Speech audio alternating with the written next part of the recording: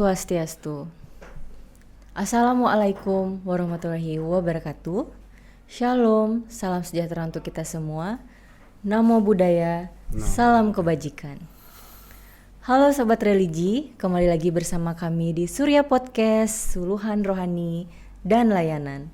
Melaju maju, umat rukun, Indonesia maju. Bersama saya Tiwi, dari Kantor Kementerian Agama Kabupaten Gianyar. Nah, pada podcast kali ini kita akan membahas mengenai Hari Raya Waisak. Nah, oleh sebab itu kita mengundang narasumber sekaligus memperkenalkan wajah baru dari kantor kami. Langsung saja kita sapa Bapak Penyelenggara Buddha Kantor Kementerian Agama Kabupaten Gianyar. Halo Bapak. Ya, selamat siang Bu Tiwi. Selamat siang, bagaimana kabarnya Pak? Baik. Mungkin bisa perkenalan dulu. Baik, terima kasih. Nama saya Wayan Budiana, saya kelahiran Singaraja 1 Oktober 1979. Jabatan saya saat ini per bulan April 2024 ini ditugaskan sebagai penyelenggara Buddha Kantor Kementerian Agama Kabupaten Gianyar.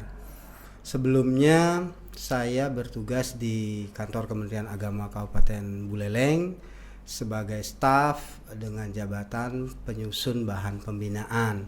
Itu sejak tahun 2020 sampai 2024 akhir Maret kemarin. Sebelumnya kami menjabat sebagai penyelenggara Buddha di Kantor Kementerian Agama Kabupaten Karangasem dari tahun 2010 sampai tahun 2019. Demikian kurang lebih Bu Tiwi. Oke, baik Pak. Sesuai dengan tema kita pada kesempatan kali ini, yaitu mengenai Hari Raya Waisak. Nah, hari besar dari agama Buddha itu kan cukup banyak. Tapi salah satu hari raya terbesarnya itu kan Hari Raya Waisak atau Visakha Puja. Nah, sedikit sepengetahuan saya mengenai Hari Raya Waisak itu kan hari yang memperingati kelahiran, kecerahan hingga wafatnya dari Buddha Gautama. Nah, mengapa bisa disebut Waisak itu salah satu hari raya terbesar dari umat Buddha? Apakah ada filosofi atau sejarahnya? Baik Bu Tiwi, dapat saya jelaskan demikian. Hari Raya Waisak ini dianggap di Indonesia khususnya sebagai hari raya agama Buddha yang paling besar. Ini sama halnya dengan Hari Raya Nyepi. Pengakuannya pun sama ketika Hari Raya Nyepi diakui sebagai Hari Raya Libur Nasional, demikian pula dengan Waisak. Nah, pada bulan Waisak ini kenapa jatuhnya pada bulan Mei, pada hari purnama? Ini tentu ada kaitannya dengan sejarah riwayat hidup Buddha Gautama itu sendiri, yang mana memang Waisak ini menjadi satu peringatan bagi umat Buddha memperingati 3 hal atau 3 peristiwa yang paling penting dalam sejarah agama Buddha, yaitu yang pertama adalah peristiwa kelahiran Pangeran Siddhartha, seorang calon Buddha yang nantinya akan menjadi guru bagi seluruh umat Buddha di dunia. Yang kedua, pencapaian pencerahan atau penerangan sempurna dari Pertapa Gautama. Dan peristiwa ketiga adalah parinibbana dari Sang Buddha. Nah, ketiga peristiwa ini disebutkan dalam kitab suci agama Buddha yang membahas tentang riwayat hidup Buddha Gautama. Semua itu terjadi di bulan Waisak atau Waisakha, tepat bersamaan dengan Purnama Siddhi, hari purnama bulan penuh. Nah, ketiga peristiwa ini dalam sejarah dinyatakan memang tahunnya berbeda, tapi harinya momennya sama, yaitu pada momen bulan purnama. Maka ketiga peristiwa inilah yang diperingati sebagai Hari Raya Waisakha, karena cikal bakal dari agama Buddha berasal dari ketiga peristiwa ini. Itu sebabnya mengapa perayaan Waisak ini dianggap sebagai yang paling utama dalam agama Buddha. Dan dalam agama Buddha itu sendiri ada 4 hari raya dalam 1 tahun. Setelah perayaan Waisak ini nanti di bulan Juli juga bertepatan dengan hari purnama, itu ada hari raya Asada. Itu khusus memperingati tentang pembabaran Dharma dari Sang Buddha kepada 5 pertapa, kemudian lengkapnya Triratna, dan juga terbentuknya Sangha.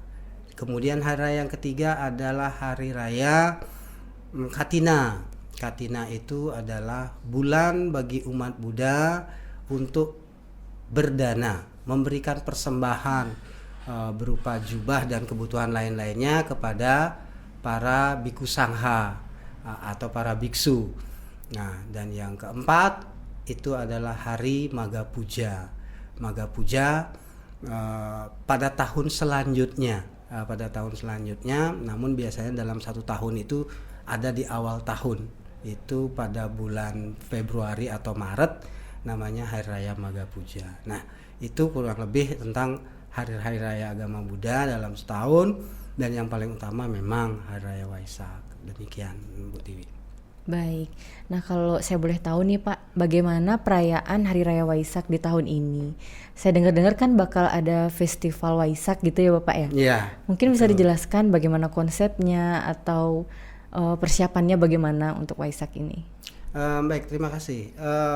Program Festival Waisak ini merupakan program perdana sih ya. Ini dari Pembimas Buddha kantor wilayah Kementerian Agama Provinsi Bali yang ingin mengadakan Waisak yang mampu merangkul seluruh kelompok, seluruh elemen, khususnya di bidang pendidikan.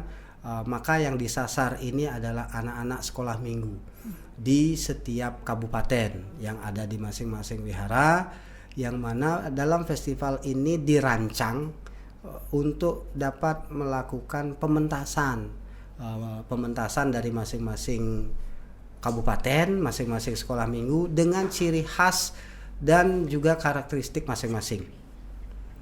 Kemudian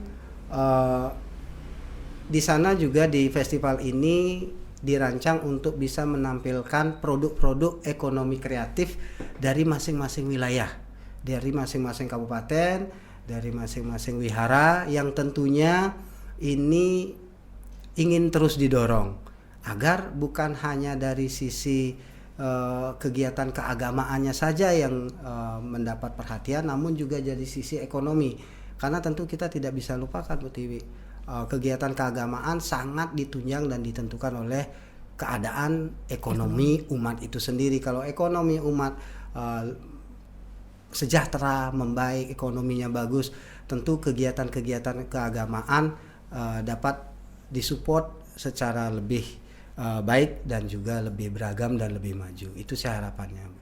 Iya, semoga saja. Semoga berjalan lancar ya Pak. Semoga. Namun ini rencananya sih setelah Waisak ini baru akan diselenggarakan, dan kami masih terus melakukan koordinasi untuk mengadakan rapat lanjutan untuk pematangan tentang rencana ini. Mudah-mudahan kami di Kabupaten Gianyar sudah berkoordinasi dengan pihak wihara dan juga sekolah minggu Buddha yang ada di Kabupaten Gianyar, dan mereka sudah mempersiapkan. Ada 3 hal yang dipersiapkan. Pertama, penampilan dari sanggar seni, karena kebetulan di Kabupaten Gianyar sekolah minggu mendapat bantuan gong. Itu mereka akan menampilkan tetabuhan. Ada penampilan tetabuhan. Kemudian ada penampilan karaoke berbalut dengan musikalisasi puisi juga, termasuk nanti kita akan mengisi stand pameran yang akan diramaikan oleh ibu-ibu Buddhis dan juga umat. Itu yang sudah kita persiapkan dari Kabupaten Gianyar. Mudah-mudahan ini dapat berjalan sesuai dengan perencanaan. Iya, semoga persiapannya juga bisa berjalan dengan lancar, jadi acaranya bisa terselenggara dengan baik ya Bapak. Iya, terima kasih. Nah, kemudian beralih dari Hari Raya Waisak, kita beralih sebentar ke moderasi beragama Bapak. Iya, siap. Seperti yang kita tahu bahwa moderat dalam beragama itu kan sangat penting. Nah, menurut Bapak sendiri, bagaimana sih moderasi beragama yang harus kita lakukan, yang harus kita jalankan agar kerukunan umat yang ada di Indonesia ini tetap terjaga, agar keharmonisan dari semua agama yang ada di Indonesia ini tetap bisa terjaga seperti itu. Baik, terima kasih. Tentang moderasi beragama ini khusus di ajaran Buddha ya, itu merupakan ajaran sentral dalam agama Buddha itu mengapa Buddha sendiri menyebut ajarannya itu sebagai ajaran jalan tengah. Ajaran jalan tengah itu dalam istilahnya disebut Majjhima Patipada atau Madhyama Pratipada. Menengah ini dalam arti bersikap moderat, tidak berat ke kiri ataupun tidak berat ke kanan. Nah, karena umat Buddha sudah diberikan pemahaman sejak awal oleh para biku, oleh para pandita, para tokoh umat dalam pembinaan umat sehari-hari, maka umat Buddha di Bali khususnya dan di Gianyar juga khususnya termasuk, kita dapat lihat dari satu, tata bangunan setiap wihara pasti mengadopsi nilai kearifan lokal atau lokal genius, mulai dari arsitekturalnya, bentuk bangunannya, kemudian seni dekor seperti penyor, kemudian seperti umbul-umbul, itu kita pakai. Kenapa? Karena nilai itu ada dalam agama Buddha, dan secara penampilan kita juga memerlukan nilai estetika yang memenuhi standar etika tentunya. Nah, ini yang kita adopsi, dan dari semenjak awal umat Buddha muncul dan ada di Bali khususnya di Gianyar itu sudah selalu bersinergi dengan umat-umat warga masyarakat sekitarnya. Contoh kegiatan menyamo Braille, Banjar, itu sudah selalu ada dan sampai sekarang. Baru saja saya kembali juga dari wihara, mereka setiap hari kalau melihat teman atau saudara yang Hindu maturan canang pada pagi hari atau sore hari, di wihara juga ada. Cuman yang berbeda adalah mantranya. Itu saja. Sarananya sama karena di sana ada bunga, ada dupa. Tambahannya kalau di wihara hanya ada tambahan lilin. Tapi kalau yang untuk di luar, bunga dan dupa itu juga menjadi persyaratan dasar yang penting. Itu kita bisa adopsi, namun tentunya dengan mantranya atau paritanya secara Buddha. Demikian. Kemudian dari tata busana.